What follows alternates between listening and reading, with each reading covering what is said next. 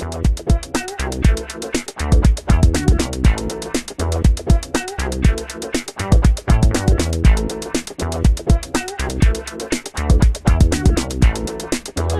we're here with Friends Electric, a little Welsh band that have come over for Musexpo in LA, and this is Dan, Rich, Matthew and Dean.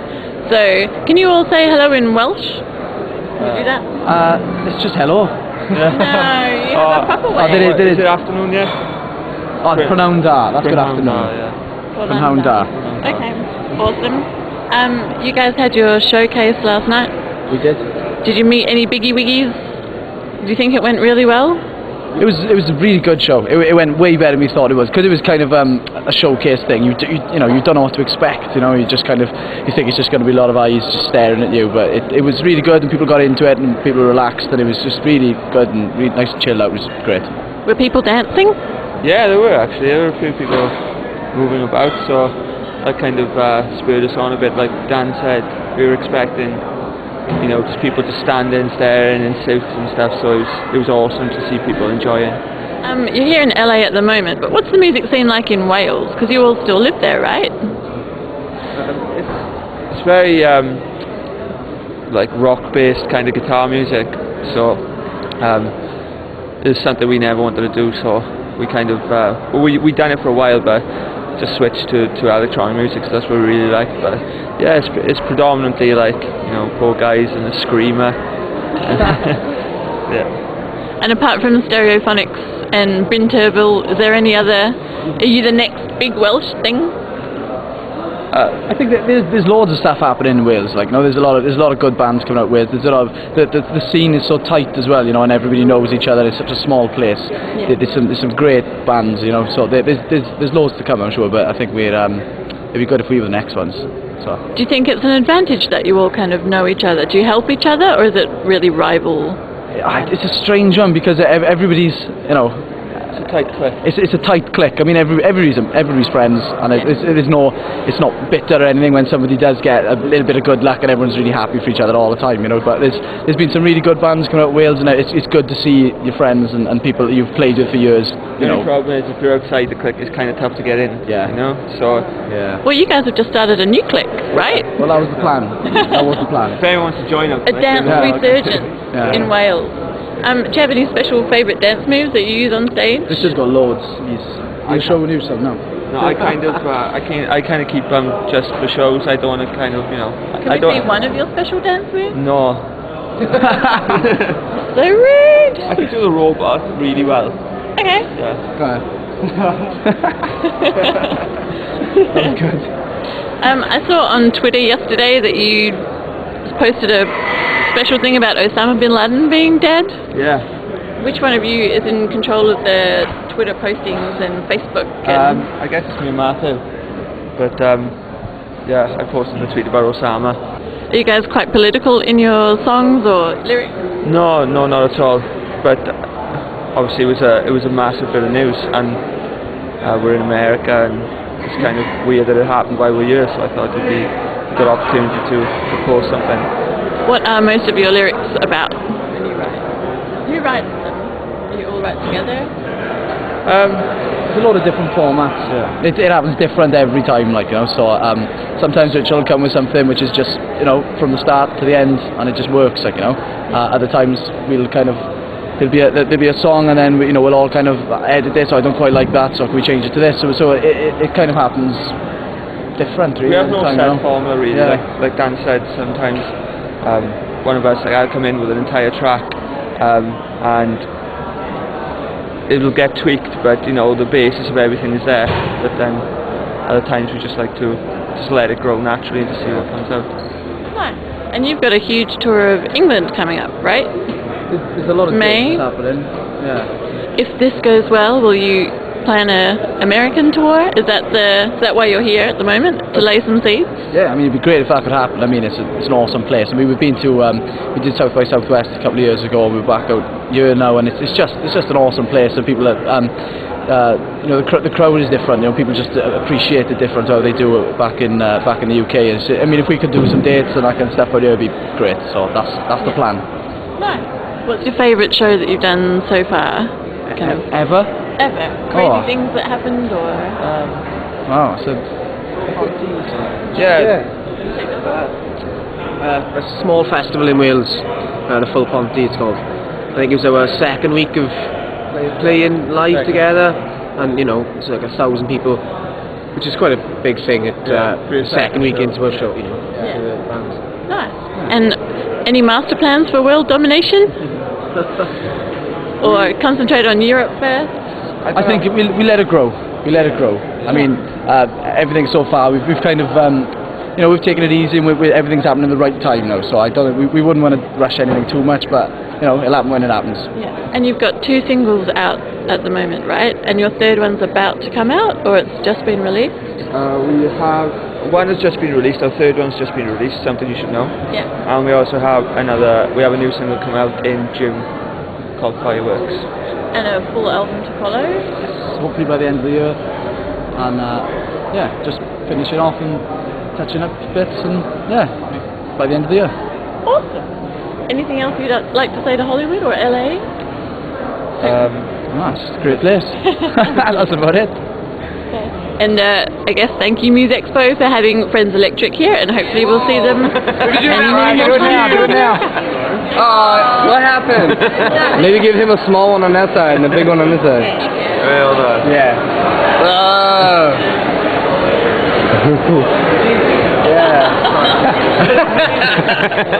That's so cool. Highly awkward, and I don't like the way this feels. I don't like the way it feels. No, Dad, no. Yay! We're being productive. We're totally tweeting that one. Welcome to Hollywood. We're here with Churchill from Denver, and they're going to introduce themselves today. Hi, I'm Mike, and I play guitar and mandolin in Churchill. I'm Joe, and I play drums. I'm Bethany, and I play keys and sing in Churchill. I'm Tyler, and I play bass. I'm Tim, and I'm actually just here for doing some acting classes down the street. Just came to hang out. No, I'm Tim. I play guitar and sing. So you guys have been together for 2 years so far, is that correct? Yes. 2009? Yeah. That's good math. I know, right? I'm very bad at math. Is this your first time in LA? Yeah. Well, yeah. Hey. Okay. As a band, this is our first time in LA. Actually, Tim and Mike, this is the first time you guys have ever been here at all, right? California. To California, anything. Yeah. I've been here just with some other bands and things like that, like touring and things like that. But yeah, as a band, it's our first time. Nice. And those bands sucked, so now you've joined this one? Right. Yes. Sweet! And do you guys have shows coming? Like, what's the plan for coming to Musexpo? The plan for Musexpo was to come out and the plan for Musexpo was to come out and meet people. We had some meetings and stuff set up, and then come out and play the show in front of people out here in LA that are based out here. Since we're in Denver, it's kind of hard for people to make their way out to Denver to see us and things like that. So yeah, really it was just to come out for that show and play that and then head back. So. You guys have a review that called you movers and shakers. You want to talk about that? That's pretty good, right? Yeah, yeah, it's pretty good. Yeah, movers and shakers in Denver. I mean, it's basically just saying, you know, the bands that are doing something and people know about them, and so it's fun. What's the scene like in Denver? The scene's really cool in Denver. It's very collaborative. People like to support other bands, and it's not just like, you know, cutthroat. It's very much supportive, and you go and each band goes to other band shows, and then people like to do songs with other bands as well, and it's really cool. I view it as a kind of like skateboarders when they go, you know, they're cheering for each other when they're skating, but when it's their turn to like perform, they perform, and then they're friends, you know, on and off. So that's pretty nice. It's not like that everywhere. I know. Yeah. Have you collaborated with anybody so far, or? We're trying to. You wanna talk about that? Yeah, I mean, I've done some songwriting with a couple different people in Denver. But we're working on trying to get a song with. There's a hip hop group in Denver that we all really like, and we're trying to get together with them and do something. Their name is Not a Secret. It's actually, that's the band name. It's a band called Not a Secret. No, the name of the band is Air Dubai, and they're really great. They're like a hip hop kind of rock thing. We thought it'd be fun to do a folk hip hop song together and see how it works, but we haven't had a chance yet to get together with them. But You asked them yet? yes, several times. They're down. Everyone's down. Everyone's totally down to do it. We just haven't had time to work it out yet. So. Nice. And have bands like Mumford and Sons kind of egged you on to, you know, that alternative bands can now get radio play and that people love banjos and they're not crazy instruments anymore? Is that kind of inspirational, or has it changed where you're going? Yeah, no, I think it's great. Like, for a band like us, it's inspiring because it kind of opens doors. Like bands like Mumford and Sons and Arcade Fire and these bands that are doing big things with like different music is really cool, and it opens the door for people to be more creative. And I think that's really cool that pop music is kind of going that way. Yeah. But and your album was funded by Kickstarter, is that right? yeah, do you guys want to talk about this one? I'll do it. Sure. Yeah, so we did a Kickstarter. I believe it was about $6,000 that we needed to raise in order to press it and do all the stuff that goes into making a record and selling a record. And we were really lucky. I feel like we were a lot of really great people in our lives kind of helped us out and were a part of it, and we were able to do it. We raised all the money and we were able to put out the record when we wanted to put it out, and yeah, it was great. Did you have rewards for people? I know on Kickstarter they normally have crazy rewards for different levels of money that you... We did, yeah. We did like a tiered system, so it was like, $1 is eternal gratitude, all the way up to if you buy this record, we'll fly you around the world with us forever. Like, you know what I mean? Like, it was sort of like everywhere in between there. It was anything from pre-orders and shirts and posters and, we don't have a lot of cool stuff yet, but whatever we could. And it went well. It went really well. Yeah. Offer to play at anyone's house yet? That could be the next album. We did actually, and one guy went for it. So yeah, so we're still trying to put that together with him, but we're close friends with him, so I'm sure we'll get it done sometime. But, that's awesome. Yeah. So that's funny. And you already have a self-titled EP that's out through Kickstarter. Yeah, so our first EP, the self-titled EP, was actually before the Kickstarter. Oh, okay. That was one that we just did kind of on our own with a microphone and a laptop, and just kind of, when we first met and we decided we needed to record some music and get some stuff done. So we got that, we did that, and then it's just self-titled, it's just Churchill. You can buy it. Yeah, you can buy it on iTunes and on our website, churchilltheband.com. And then the Kickstarter project was for our full-length record that came out the beginning of February 8th, and it's called Happy Sad. Yeah. And that you can get it all at the same places too, like iTunes and our website and all that stuff. So. Who came up with that name? I do. Yes. Troublemaker by nature? No.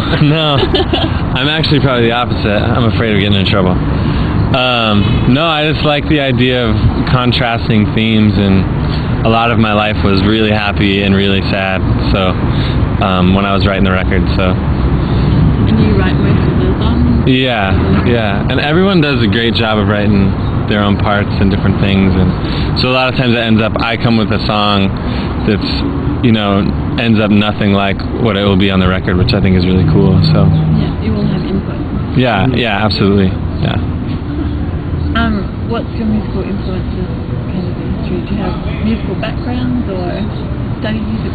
Yeah, I mean, I think we all kind of grew up playing music in church.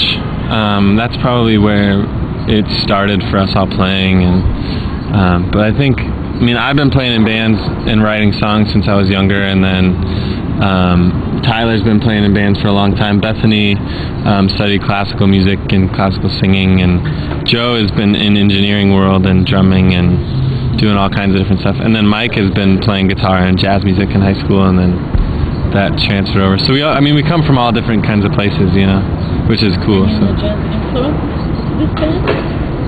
Kind of. I have I'm kind of, because I play mandolin in the band mostly, and then I play guitar here and there. But just, I mean, jazz in the way of like soloing and that type of stuff, and lead lines, and just kind of. But it's not. No, I don't do jazz chords or anything. But yeah, it's fun, definitely. Oh, thanks for that. Definitely look forward to seeing you guys tomorrow night, and hopefully we'll have a bit of music from them quite soon as well. Yeah. Thank you.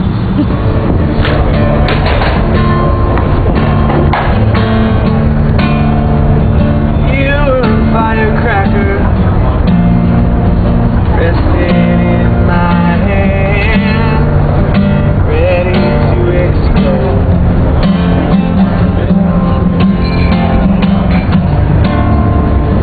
I was a heavy rain after the dust bowl, ready to overflow.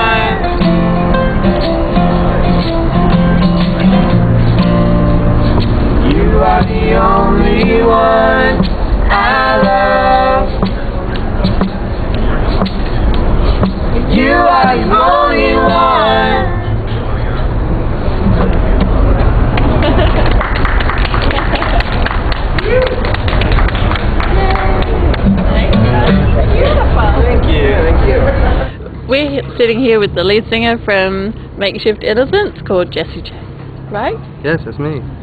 And he is the king of making up stuff ad-libbing and also chatting up girls, but that's a whole nother story for later on.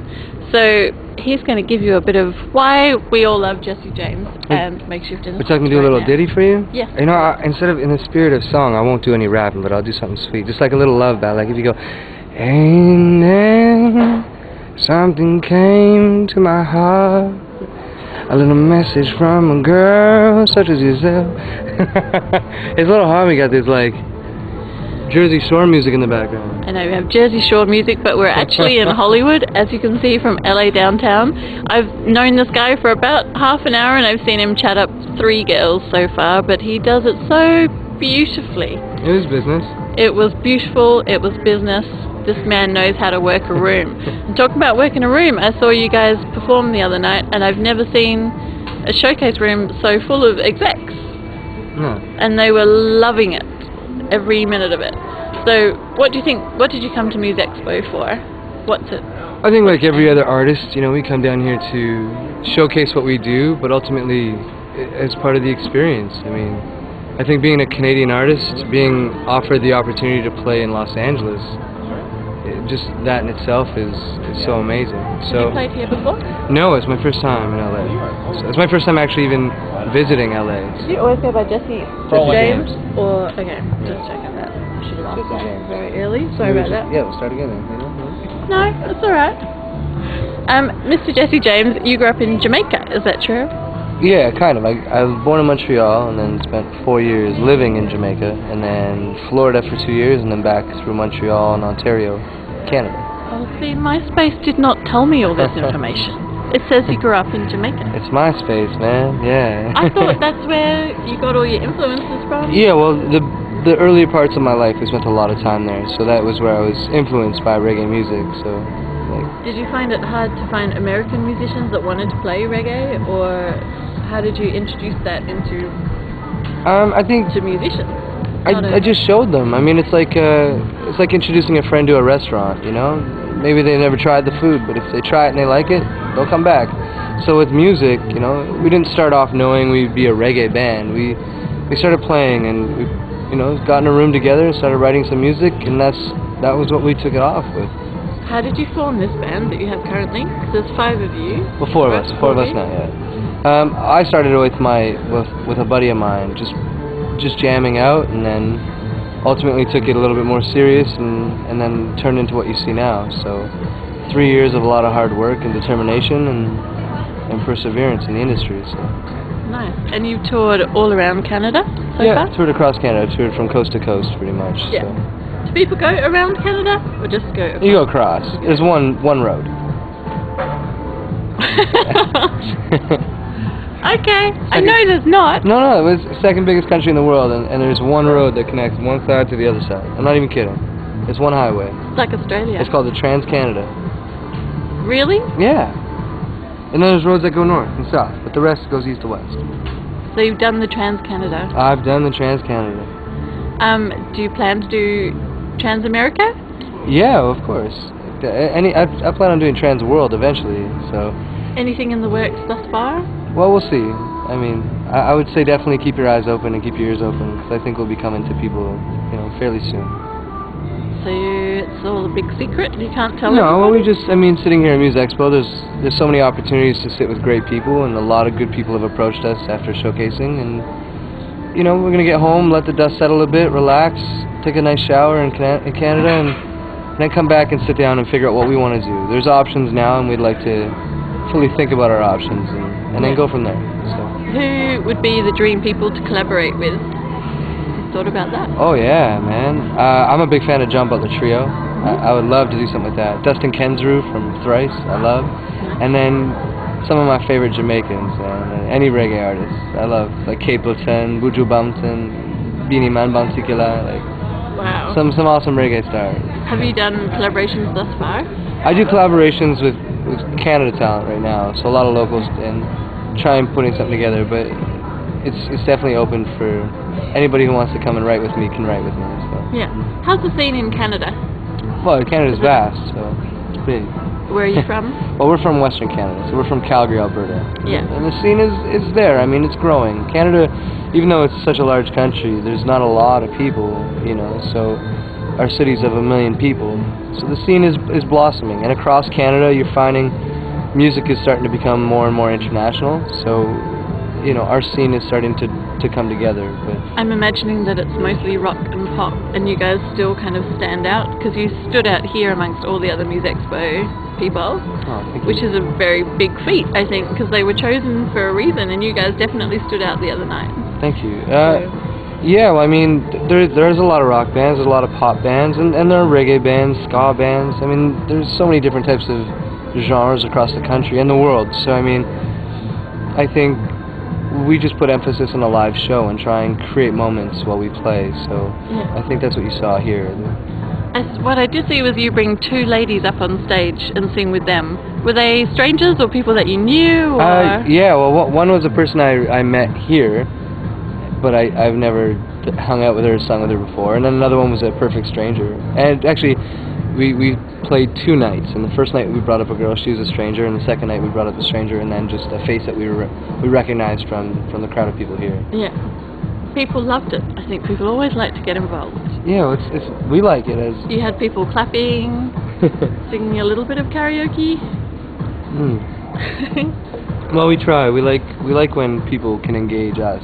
Yeah. I mean, it's part of the entertainment business, you know, and industry, is knowing that people that you're singing to or people you're performing for, ultimately they're getting it. And as a musician or as an artist being on stage, we know they got it when they're singing it back with us. Yeah. And it's fulfilling for us. It's rewarding. It makes us feel really good. Yeah, especially to a room full of suits, then that must feel rewarding when they sing back at you. Every one of those suits was a kid at one point who had an 8-track or a record or a CD or a tape that they fell in love with, and they would sing. When no one is in the house, they'll put it on and they're going to sing at the top of their lungs. I mean, regardless of being a suit, there's a reason why they went into the music industry, and that's because they ultimately love music, you know, and they wanted to make that their lifetime career. So I get that. And my job as an entertainer is to get them in that room and bring them back to that point where they were yelling to the top of their lungs, and make them feel that again. I want people to feel good. I write feel-good music, so. You definitely do. It's all about spreading the love with you, right? Love. I've got that point definitely already. A couple of your songs have been used in a film, is that right? Yeah, there's a film in Los Angeles called The Anniversary, filmed by John Campia. Okay. So yeah, he asked me to write music for his movie, and I did. So. Has that come out yet? Or I don't know what he's doing with it. He's doing a lot of blogging and stuff like that, and working with a lot of the Hollywood stars. Yeah. So I don't know. I've seen previews of it, and he did a release and a carpet release in LA, I believe. And, yeah. But I'm in Canada, so I don't really get to know. Well, what's the next thing that we can expect from Makeshift Innocent? We have an album coming out in July-ish, hopefully July, early August, and then after What's that. It called? To be determined yet, but maybe All You Need Is Love. We'll see. Are you allowed to use a name such as that, or you have to pay $1 million license fees? You would never have to pay for that. That doesn't belong to anybody. I don't know. Beatles do crazy things. Michael Jackson put the trademark on lots of things. We'll see what happens.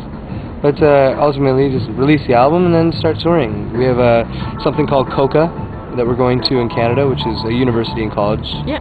So we play for them, and then all those people determine if they want us to tour across Canada to their college or university campuses. Nice. So we have that. Then we'll be doing touring into Toronto and across Canada, and then hopefully you'll see us back here in Los Angeles. And hopefully Musexpo will bring even bigger news and bigger tours for you guys, right? It looks like it might happen. We'll see what happens with them, but we're just honored to be here. People like Sat, who put on such a great conference and great music. Like, we're just so happy to be part of it.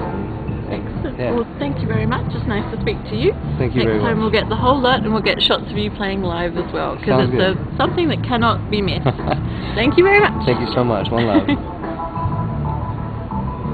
Hello. We're sitting here with 2 of the members of Lady Jack. Here's the first question. How did you guys meet?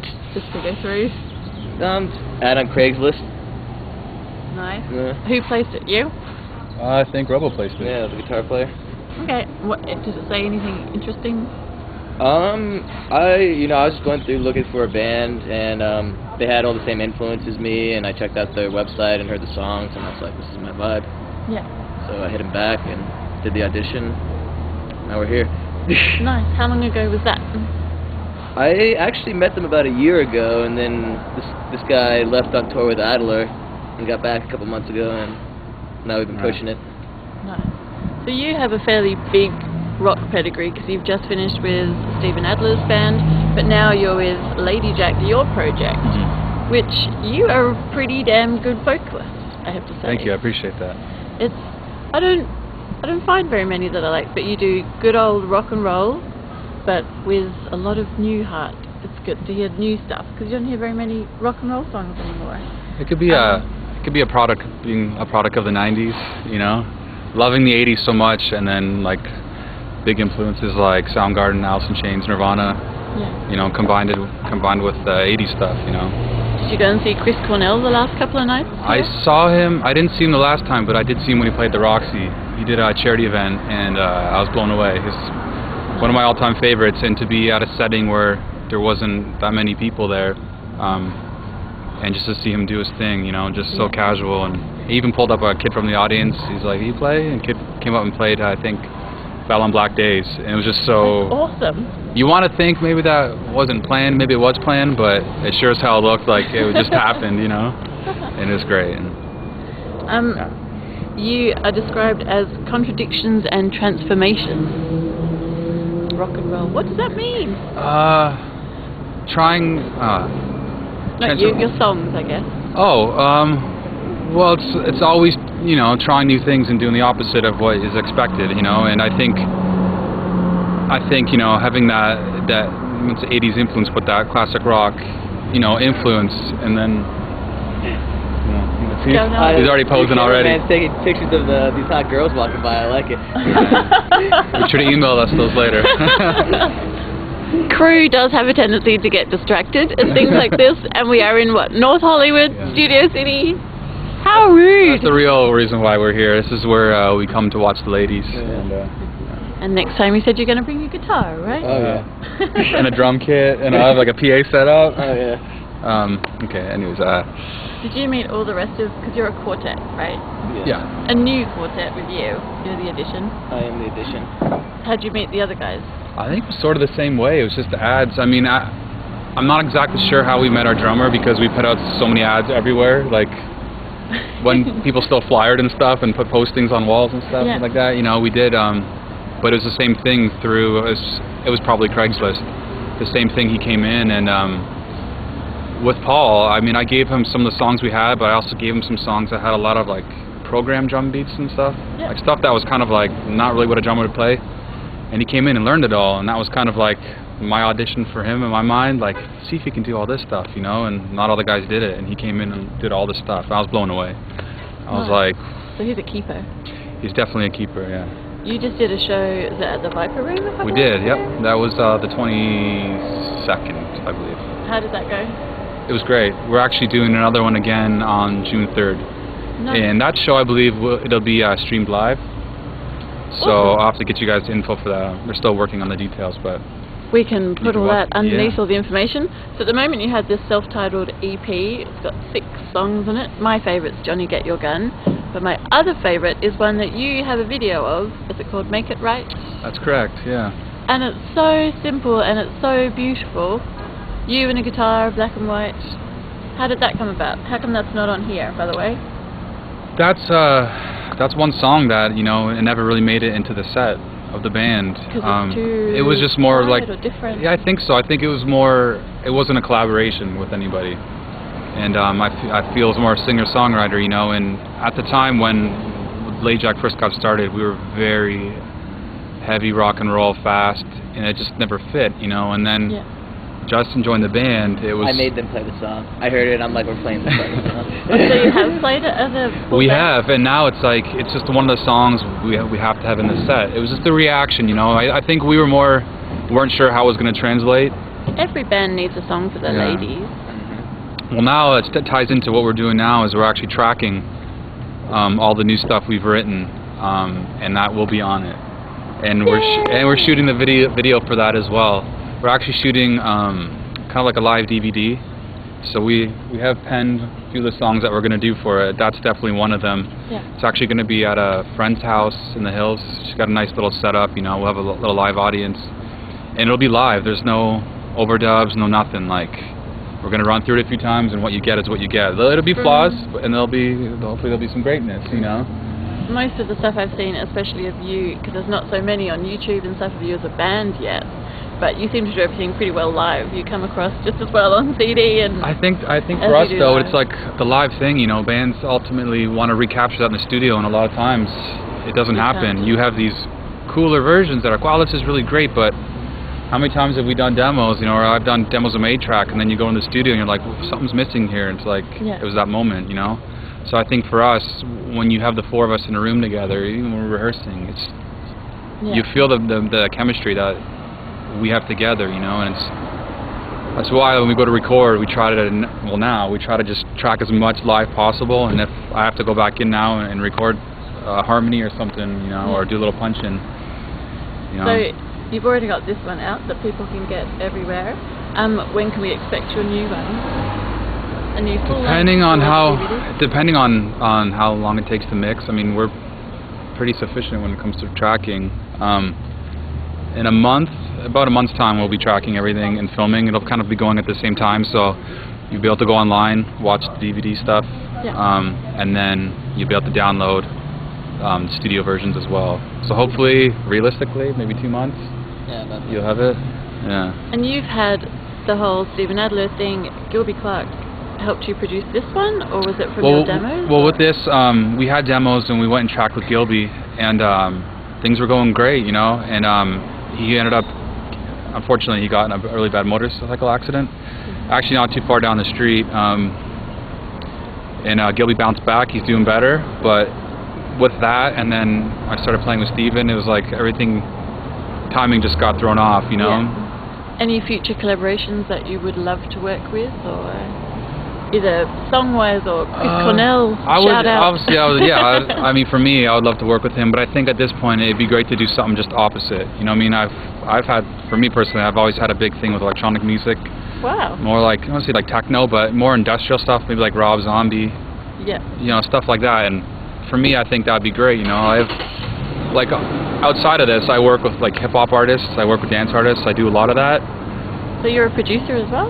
I as well, yeah. Okay. And for me, what about you? I mean, especially with me joining this band, I'm trying to like incorporate a lot more groove into it, and like just things that people like want to, I don't want to say dance to, but like, you know, can move their bodies to.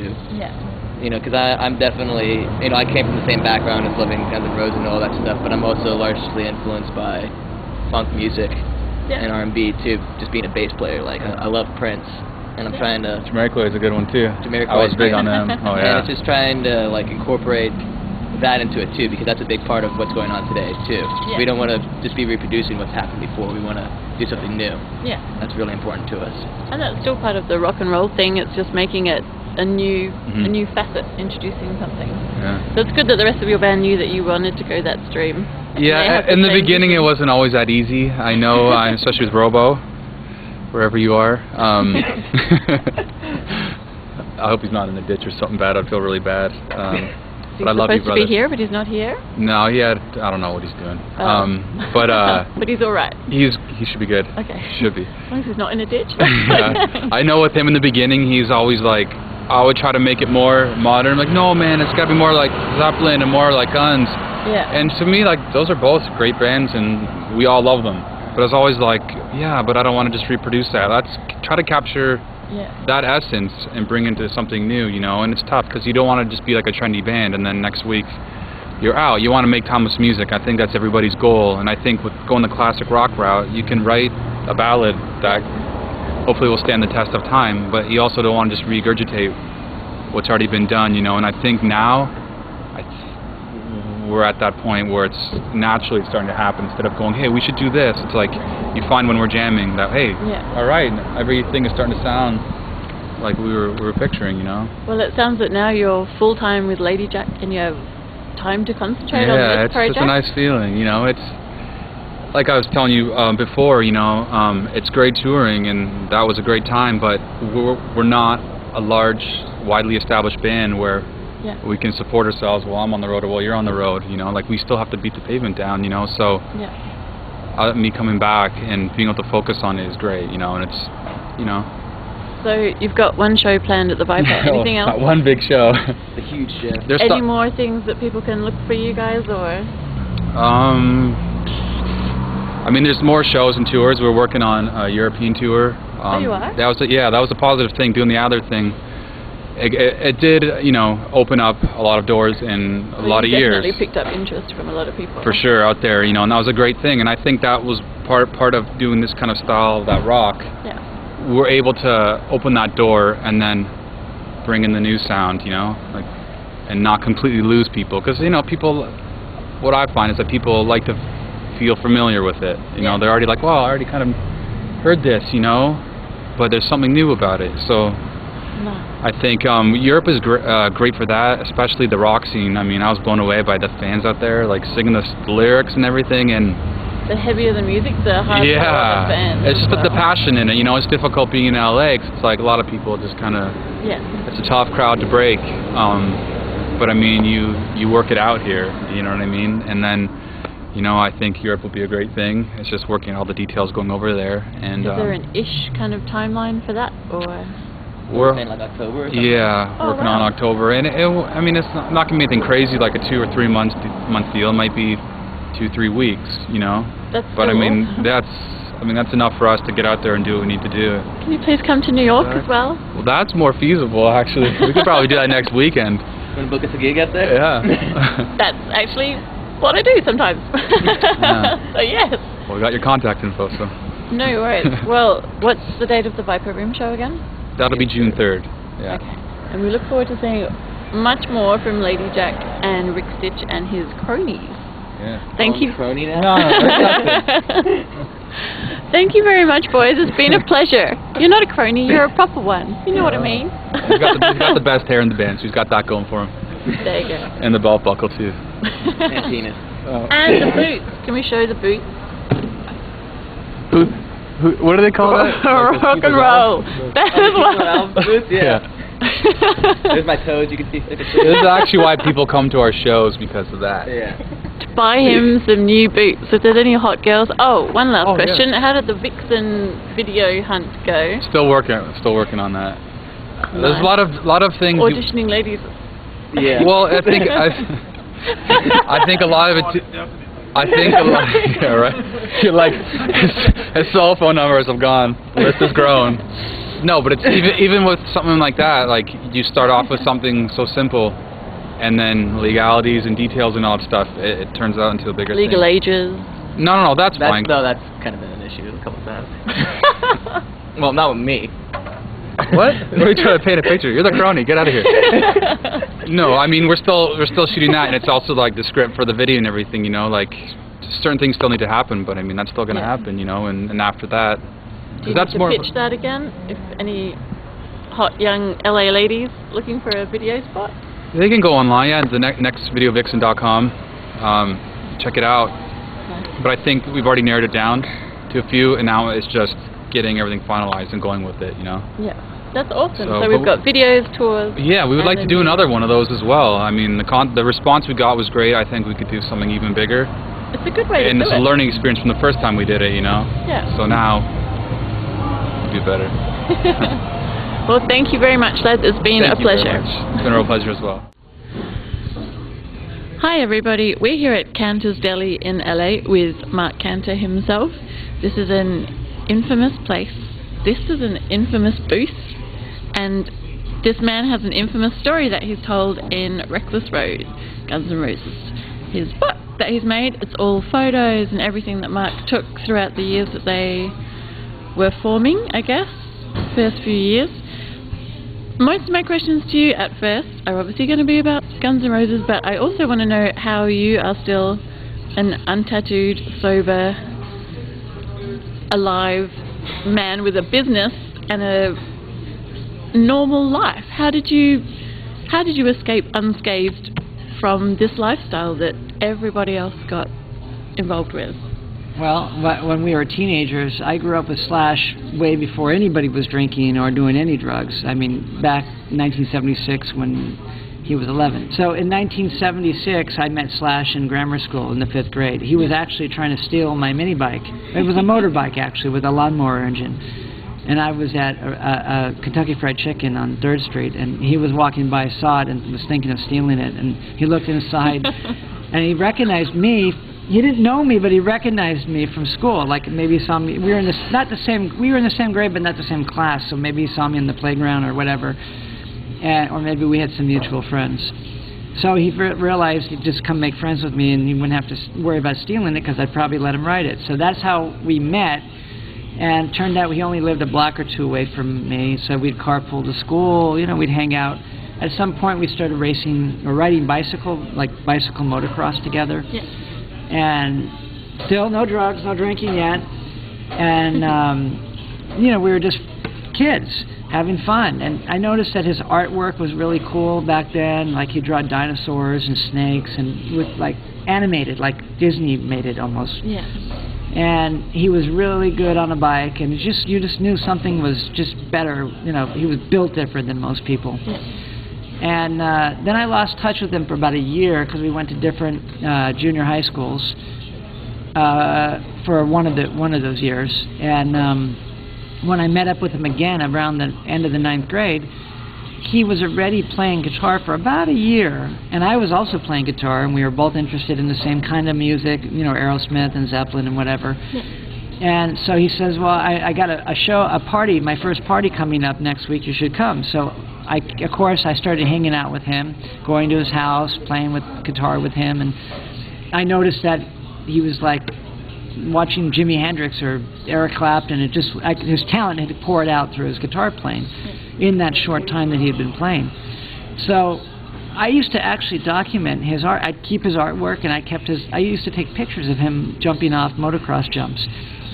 So I started doing the same thing. I'd go to the show and I'd record the show. I'd take pictures, keep the flyer. It was like I knew that there was something that was going to work with that. And then later, this was like in 1981. By 1984, 1985, we met Axl and Izzy and the other guys, and I noticed that they were a perfect chemistry between all of them.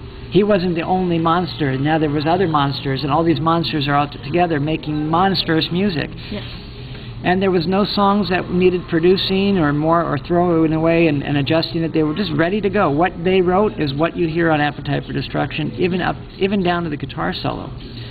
And I just made it a point to go to every single gig and document and record, because I knew it was good, and they were my friends. So it was fun for me. It was also my hobby, but at the same time I knew that someday somebody might also want to see this, because I knew it was going somewhere.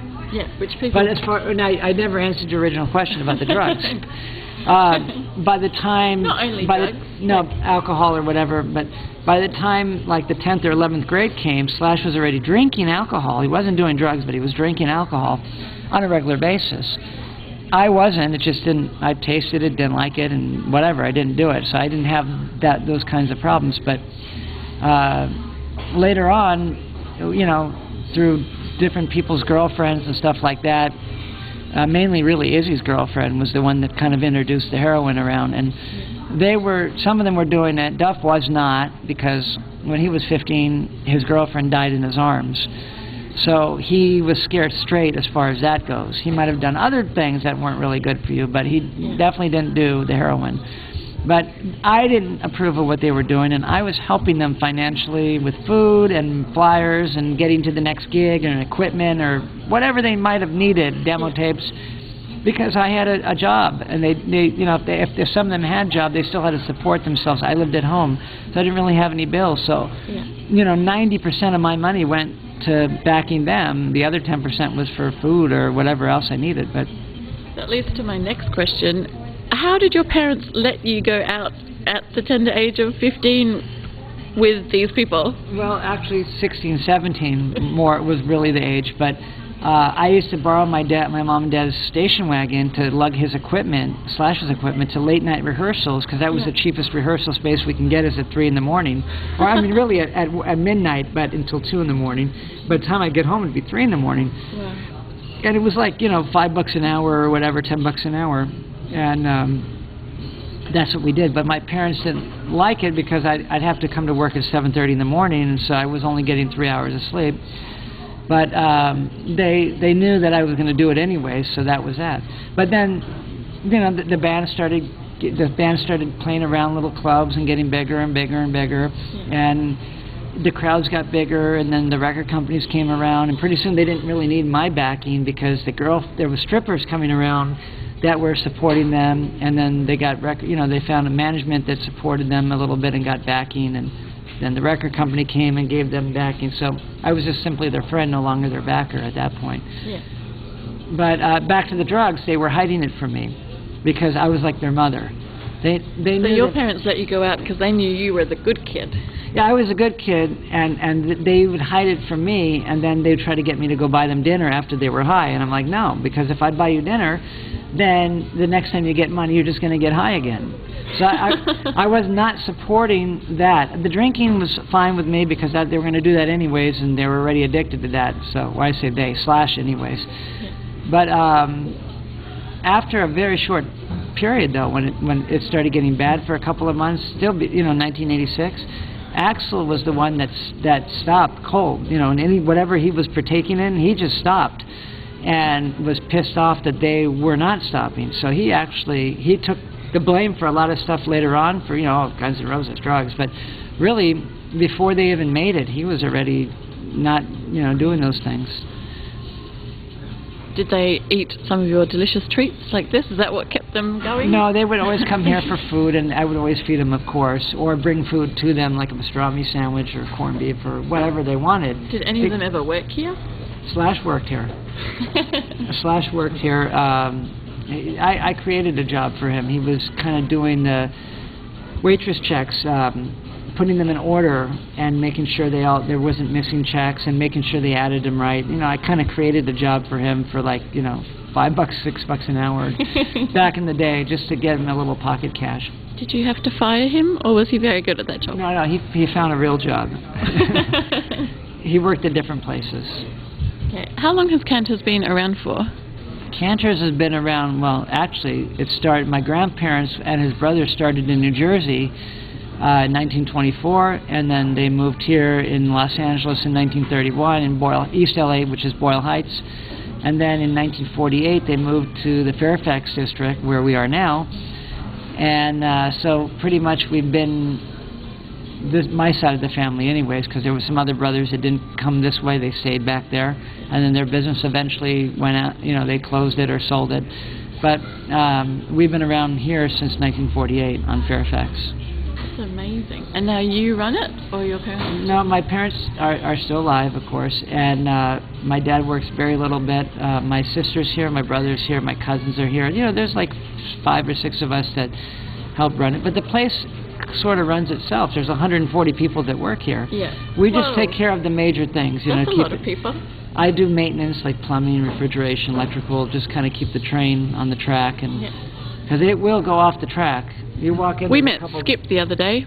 He's very nice. It's not going to go off the track with him on board. No, I mean, it's as simple as a drain that backs up, or just it could be a refrigeration or air conditioner, or a toaster's broken, or dishwasher's jammed. I mean, there's so many different things that can go wrong, and they do go wrong, or the oven stops working, that you just have to know all the tricks and keep all the parts to keep, because this is America, and in America we don't stock parts anymore. So if you wait for something to break and try to order the part, it could take 6 weeks to come, and then what are you going to do for 6 weeks? So we keep spare parts for everything, just so we have them on hand.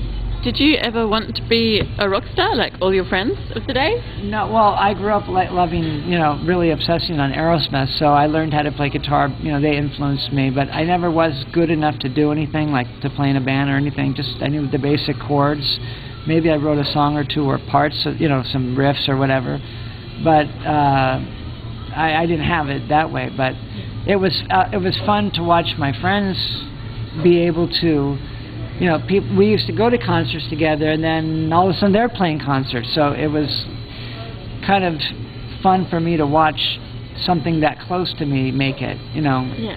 Did you still continue your Aerosmith collection? I still have my Aerosmith collection, but I don't. You kept adding to it? No, I stopped adding to it. I stopped when I was about 19. I thought you might have a room out the back. My whole room was plastered, even the ceilings in Aerosmith. Every square inch was plastered. You still love them though? No, yeah, of course, of course. How many times do you think you've seen Guns N' Roses?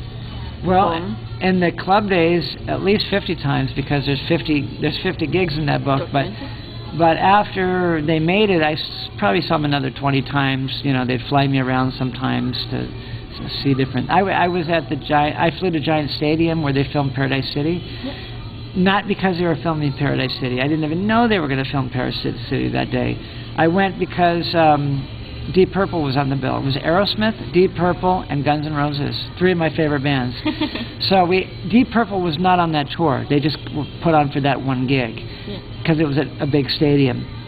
And so I flew out for that one. You know, they flew us out to a couple of ones in Cleveland, or, you know, Axel flew us to Rio, my wife and I. So just different, you know, every time they come here, I saw them 4 nights at the Forum, and in '91 on that Use Your Illusion tour, and a couple times in '92 at, you know, the Rose Bowl and the Coliseum and that kind of stuff. So I don't know, maybe 15 times after that. It says in here that it's either in here or Mick Wall's book that you're kind of an 6th member of Guns N' Roses because you were with them so much. And Duff actually says that in my book. He says, I was like, when the band first formed, I was like the 6th member of the band because I was always around. I cared what they were doing. I was at the rehearsals, and I was helping them financially and food-wise, or just moral support, you know, my opinion, whatever. So even though I didn't play the music or write the music, I was there while it got written, and I was there while they performed things for the first time, and I helped them get to the next gigs in in many cases with flyers and, you know, whatever it took. So I was part of it. I was part of the gang. Did you ever act as stylist to these boys? Act how? Stylist. Did you choose the assless chaps? No. No, I didn't. I've always been myself, you know, just kind of showed I am who I am, and that was it. I didn't dress the part or look the part, or I'm just me. I think that's why I wanted to talk to you so much, because it's such a lifestyle that everybody, even the fans, like it's all the buzz. They dressed the same, they got excited, and you came through unscathed, but still really good friends, and you've got this amazing document. But you were a good kid, and you've got a business and stable, and I had a pair of leather pants, if that's what you mean, but does that count? Knew there must be something. No, that doesn't count. But I actually, my wife used to cut their hair at the same time I was doing all that, but she wasn't my wife yet. She was just a girl, but I knew her anyways, and so now she's my wife. But so that's kind of a small world. But and we were the ones that were the quiet ones. We didn't do anything bad, you know. Yeah, that's amazing. They probably needed somebody like you. Well, yeah, you know what? They always looked at us as like we were the grounded ones. We were the ones that were down to earth, that you could, no matter what, even when they got big, and some of the people around them would bullshit them and tell them what they think they want to hear, that kind of stuff, because they either work for them or they're ass licking them or whatever. They knew that if they asked my opinion, they were going to get what I really thought, not what I think they want. You know, I used to argue with them. They'd come to me for advice, and I'd tell them what I thought. And if they didn't agree with what I said, we'd argue about it. But so that shows you that if we're arguing, it means I'm not agreeing, or I'm giving, you know, my true opinion. But my opinion meant something to them because they looked up to me, because I was the one that was stable. But when they were on the streets, I had a job. I came from a good family, you know, that had a history in Los Angeles. So I was like a celebrity in a way. So when they got, you know, 100 times richer than I was, they still thought I was 100 times richer than they were, because how could I not be? I never changed in their mind. I was always still on top. I was the one that they respected. So to this day, if Slash plays a gig and he knows I was at that gig, regardless who it was with, he'll always call me the next day. How was the gig? Well, okay, well, you were out of tune in this song, and your sound man didn't have you loud enough there, and I'll tell him exactly what I thought. Yeah. And who else is going to tell him that? Was because you've known them for so long, and when Axel first arrived in LA, was he ever Bill Bailey to you, or has he always been Axel? No, well, he's actually technically always Axel, but he was Bill before I met him. Because what happened was Slash said there's this band called Rose, and there's a singer, Bill and Izzy, that are in this band. Let's go check them out. I heard they're good. Yeah. That was the only time he was ever Bill, because after that gig I met him, he already had changed his name to Axel, but Slash didn't know it. Yeah. So he was Bill for one day, and then when I met him, he was, this is Axel. So that was it. And you call Slash or Saul? I don't call him either. Hey, I just call him Hey. What's he in your phone as? In my what? What have you got him in your phone as? Slash. See? There you go. Did they have a nickname for you? Mark. You must have had a cool name. No, I mean, I didn't have a nickname. I mean, I don't know. They're rock stars. But they had these names before they were rock stars, so they didn't really change. Honestly, they didn't change from the club days. They got big and famous, but they didn't change. They're the same people. They really are. They're the same people they were when I met them. Yeah. That's amazing. Fame hasn't changed them. But they never did it for the money or the fame. No, they were doing it because they were writing music that they enjoyed writing, that came from influences. They had common influences, and they were doing their version. They weren't even ripping anyone off. They were doing their version of what they wanted to do, and everyone loved it. It worked. Because you've had this institution for so long, and it's open 24 hours a day, right? Yeah. So people do secret shows and late night shows and things here as well? Well, no, we have music in the bar, which is called our Kibitz Room here. Okay. But that started in it started in 1961, but the music stopped after a year or two. We had like a piano bar, no one famous really. Although through the 60s you had everybody in here, the Stones and the Doors and the whatever, Yardbirds, the Turtles, for example, they were all here hanging out on a regular basis. Yeah. But we didn't have music. If we did, they probably would have got up and jammed or whatever. But in 1990, the Wallflowers were the first band to really start here. But they didn't play as the Wallflowers. They played as musicians with their friends. And they got up and they didn't do Wallflower songs. They did songs from the 60s or 70s that they grew up liking. And they didn't even really know all those songs. They had songs sometimes would fall apart. Not everybody knew how it really went. They'd try to pull it off, and sometimes they did, sometimes they did. They were just totally winging it. Yeah. And from that, all the nights became filled because other people wanted to play also. And they couldn't all play in the same night. So now we have music 7 nights a week. But if you're wondering about that, yeah, sure, Melissa Etheridge played here with Jackson Browne. They were in one night eating, and they got up and jammed with whoever was playing here. Different people, the Black Crowes jammed here, Chrissy Hyde, the Pretenders, some of the members, they played the Wiltern Theater about 2 years ago, and afterwards they came here and got up and played 3 or 4 songs. So it's a very loose atmosphere. Slash did play here 1992 a couple of times. On the jam night, he'd just come and pick up someone's guitar and plug it in, and he'd still sound like Slash, though. Even though it was like a Strat that was bought yesterday, it still sounded like a Les Paul, and it was Slash. But and no one's going to say, no, you can't actually borrow my guitar? No one's... No, he'd just pick it up, and he'd just move the knobs a little bit, and right away you're going to hear him coming out of it. So he has that ability to do that. Have you... Music today has obviously changed, and in here it always talks about the buzz of Guns N' Roses and the build-up. Do you think any bands have that today that you see coming through? No, well, to me, I'm hard to impress musically because I can imagine. You've got a pretty good pedigree. No, I'm even bored seeing Aerosmith these days. I've seen, all these bands in their prime, and when they come around again 25 years later, it doesn't really excite me. Yeah. But I am going to see System of a Down. They're the only band that has impressed me, honestly. I'm not saying I don't like any bands that I do, but they're the ones that would actually make me impressed me enough to go on eBay and actually buy some tickets to go see them. Yeah. And because I don't really get excited about that anymore, but they excite me. I like that band a lot. My son was actually in a band that was doing well in the LA scene, at the Whiskey and places like that.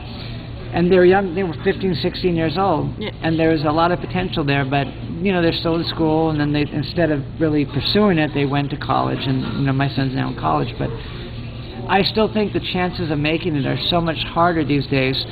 The best you're going to get is produce a song that might get put into a video game. Yeah. And they pay you 10 grand for licensing it, and then that's it.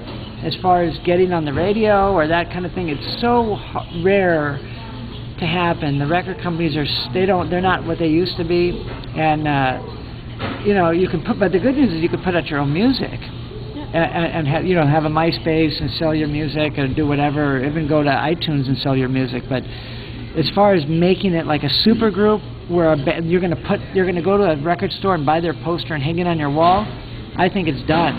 Yeah. You're only going to get like the teeny boppers that like the like Britney Spears or whatever, that kind of thing that's already established.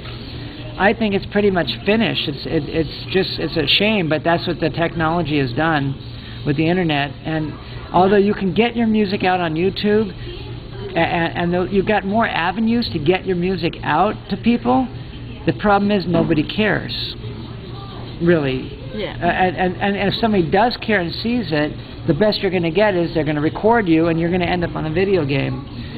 And the chances of you getting on the radio are very slim. Do you think the Sunset Strip will ever have another heyday?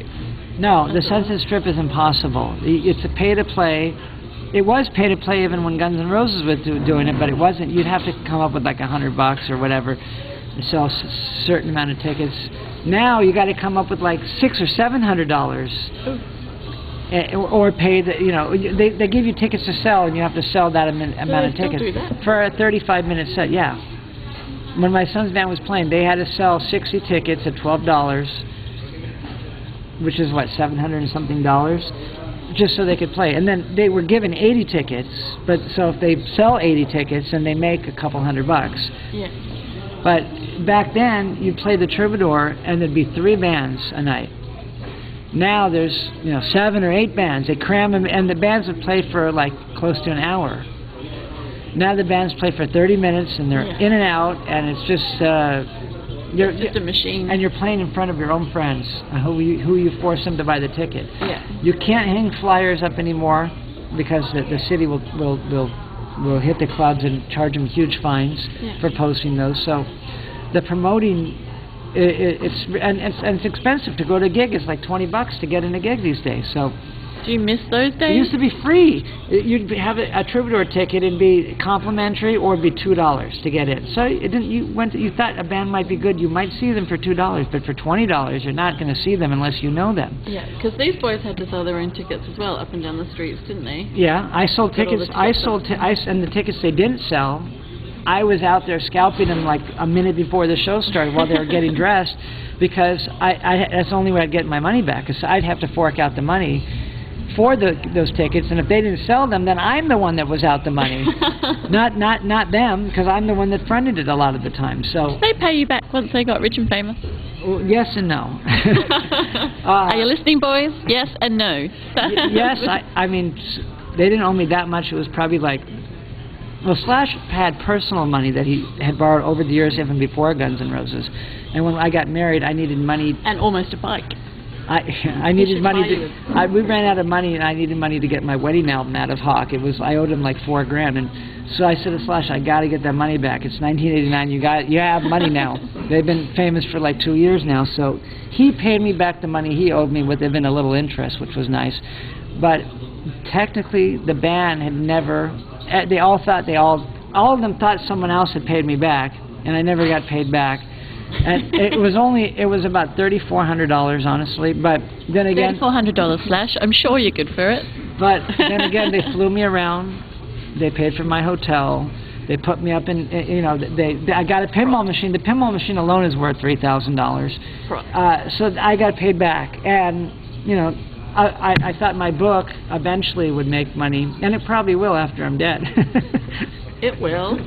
Anyone? Well, 'cause this is the Polish lottery. I'm going to sell 1 million books. It's just going to be a book a day for 1 million years. The Polish lottery? Yeah. What's the story there? What's You the sell Polish it. lottery? You get $1 million, except you win $1 a day for 1 million years. But this is that's the thing. I'm selling about 3 books a day. I sell on eBay probably 1 or 2 books a day. I sell a book here. And I'm just going to sell 3 books a day for the rest of my life. Yeah. And even after I'm dead, my grandkids will sell 3 books a day. And when they're dead, their grandkids, because this band is not going away. It's like the Beatles, it's like Led Zeppelin. They're going to be long dead, and people are still going to be, kids are going to be 15 years old buying Appetite for Destruction, one way or another. They might like download it from the air into like their finger or who knows how, but it will still be around. You can't erase it. And as long as that's around, people are going to want to know where it came from. So this book will always show how it all started. It's the birth of the band. Yeah. So I know that, and that's the thing with my portraits. I have the limited number of portraits, the 11 by 14s I put out. I know, and I make them in a way that they'll last forever. They're acid-free matting, UV protective glass that won't fade the photo, wood frame. So you put that on your wall, and it's going to, 200 years from now, that's still going to be hanging there. Yeah. And we're going to be dead, but it's going to be up. Where can people buy those? Well, I sell them on my eBay store. I guess if you just go to eBay and do a search for like Reckless Road, you're going to find my book. And if you find my book, you can click on my other items, and you'll find that. I'm not sure what the link is, but that's all right. It's a Marc Canter. eBay's Marc Canter is one word, but I don't know exactly the link to how to get there. But I know that when I'm gone, those will be hanging. So that's my mark. My mom says you can't take anything with you except your name. And if I can have my name making people happy after I'm dead, then I've completed my goals. Well, I'm going to have at least one of those pictures. I'm pretty sure. As soon as we saw them the other day, then I was like, oh, that's unbelievable. I got a bunch of different pictures, actually. I have 40 different ones that I sell. People think I'm crazy to put that many out because it sort of kills the market if you have only 1 or 2. But the difference is there's one from Rocket Queen, the first time Rocket Queen was played. There's one from Nitrin. There's one from Welcome to the Jungle. There's one from Paradise City. There's different things for different people. There's group shots of them backstage 5 days before they got signed. Yeah. That just shows the rock and roll moment. There's so many photos that, and a lot of them aren't even in the book, but that are my favorite photos that I figure instead of gouging people at $600 a photo and only putting 2 or 3 of them out, I put 40 of them out and made them, $179. And the other ones, some of them are $250 shipping included. But if I give them the photo for free and they went to like even a cheap frame shop and try to get that done with that kind of acid matte matting and the UV glass and wood frame, it would cost them $200. Well, they're beautiful shots, and getting them straight from you, then that's another bit of the legacy, I think. Well, yeah, I sign them, and I hand print on the bottom, the information with the date of the show, or maybe what transpired that night, a little story about something. Yeah. So it's just kind of like a piece of, it's like an artifact on your wall. It's like a little piece of history, and people come over, and you can point out people in the audience and say, look, there's Michelle Young from My Michelle. Look, there she is. Yeah. That's what makes a photo fun. It's not just the person in the photo, but the story behind the photo. Yeah. And I only picked photos that have stories behind them. Nice. Well, that's why I wanted to speak to you, because you are the man with the story. You were the sober one at the time when nobody else, and you remember everything. Your memory is incredible. Not only because you've got it documented. Well, I wish my memory was that good in school, because I didn't. I just barely got through that. I could study and study, and then the test comes, and I don't remember what I studied. But the things I was interested in, I remember perfectly. To the date. I could tell you the date of you name a song and I'll tell you the date they played it and where it was at the very first time. It's like a game challenge right there. Go ahead, name your favorite goes off Appetite. I do love Welcome to the Jungle. Welcome to the Jungle was debuted at the Troubadour on July 20th of 1985. It was the 3rd song played. What's track number 8? I don't know. Oh, we've done a game a different way. I don't know. I just remember the memorable, the most memorable. I've tracked it down and gone back and looked at it, but So there's details just in my head. I can't get them out. They're just stuck. Last story, can you tell us when you went to New Jersey and they just happened to be filming Paradise City for MTV? Yeah, that was August. Actually, the date was August 16th of 1988. And they were playing, Guns N' Roses was on tour with Aerosmith for that summer. But that particular gig, and Sweet Child of Mine was already through the roof on MTV. Yeah. And so they were moving on to the next video. That particular gig, they had Deep Purple on the bill to help fill the stadium, because they weren't playing stadiums, they were playing arenas. Yeah. Deep Purple might help fill the stadium. Deep Purple will help fill the stadium, for 100,000 people. But they were also, I didn't know about it until I got there, they were filming half of Paradise City. The other half was filmed at Donington, which was actually filmed a day later. They got on a Concorde and flew from Giant Stadium to England to do that show, and so half the video, the first half of Paradise City was at Giant Stadium, and the second half, the black and white stuff, was from England. Yeah. Did you go to Donington? No. Okay, good, because that's a very sad story, and we don't. No, I know that was hard, and that hit the band pretty heavy too. To find out that after your set, that some people died in the audience, that really messed up their heads a little bit. Yeah, I can imagine. What's your favorite memory of all this time with Guns N' Roses? Okay, well, I'll have to give you two of them. My first favorite memory was the very first Guns N' Roses show with the Appetite for Destruction lineup. It was June 6th at the Troubadour of 1985. Slash had just joined the band 4 or 5 days before that, and Tracy was the other guitar player. He quit, Tracy Guns, and Rob Gardner, because they didn't want. Duff booked a tour to Seattle, and they didn't want to go up there, so they quit. And Axl and Izzy called Slash and said, "Tracy's out. You want back in?" The back in meant a year ago they were playing together in Hollywood Road, so they knew each other. They played for 3 months. Yeah. So back meaning you want to come back to the band. We got a gig at the Troubadour, and then we're going to Seattle. So Slash and Steven joined. They played this gig. Now, I remember, I'm always wherever Slash was, but a year ago, Steven had double bass drums, and everything was, it was fast and noisy and just like, speed metal. Now, I go to see them expecting to see the same thing, even though I liked it. Steven has one bass drum. Izzy's now in the band because he wasn't in the band before. And they got Duff, who I knew anyways because he had jammed with Slash a year before that in Road Crew. And they all met here, right? Duff met Slash here because they answered an ad in the Recycler magazine, or was it the Recycler? Or I think it was the Recycler. But anyways, that didn't work out. They jammed together a few days, and then Duff kind of went his own ways. But I knew Duff, and then I came there, and there's Duff, and there's Izzy, and I knew Izzy, and there's Steve and my friend and Slash, and Axl, of course, were friends. So I got I know everyone in the band, and I'm watching, I'm taking pictures, and I can't believe what I'm hearing, because everything's slowed down. You can now hear the vocals, the bass drums didn't drown everything out, and the music had gotten rock and roll instead of heavy metal. Yeah. It was like that. It was like it clicked. It worked, and I was like blown away. And I got the best shots from that show. And my second show, that was my favorite, was at the Street Scene, September 28th, 1985, and they were scheduled to go on at 5:30, and Social Distortion was scheduled to play after them, and the show was running 3 hours late, and was Guns N' Roses. 3 hours late, or Guns N' Roses? No, the show was running late. Guns N' Roses come on, they think it's going to be, and they can't believe it's not Social Distortion. So they're throwing like hamburgers, and they're spitting, and they see like Les Pauls and makeup and New York Dolls, and no, they want like Social Distortion, right? But after the third or fourth song, they had won that crowd over, and the crowd was just moshing to what they were doing. And that was the first show they played in front of 2,000 people. Before that, they played in front of 200 people or 100 people at the Troubadour. They maintained the stage, and they held that crowd like a stadium gig. It was like seeing the Rolling Stones at the Coliseum. Yeah. They were rock stars, and it's also one of my favorite photos from the book. Is that if you look at that show, it's absolutely intense. When they were all spitting on each other? Yeah, and that was Slash's first gig that he used the Les Paul. Nice. So that gig told me that this is not only a band that could write and looks good, they could maintain a crowd. Yeah. So they could hold a crowd, they could hold their own with a crowd. So that was the third element missing. that I didn't know they had the capability of doing. Yeah, and then you knew it was off from there. After that, I knew no matter what, they could do whatever. That was it. That was the gig that told me that they're as good as I really believe they are. Yeah.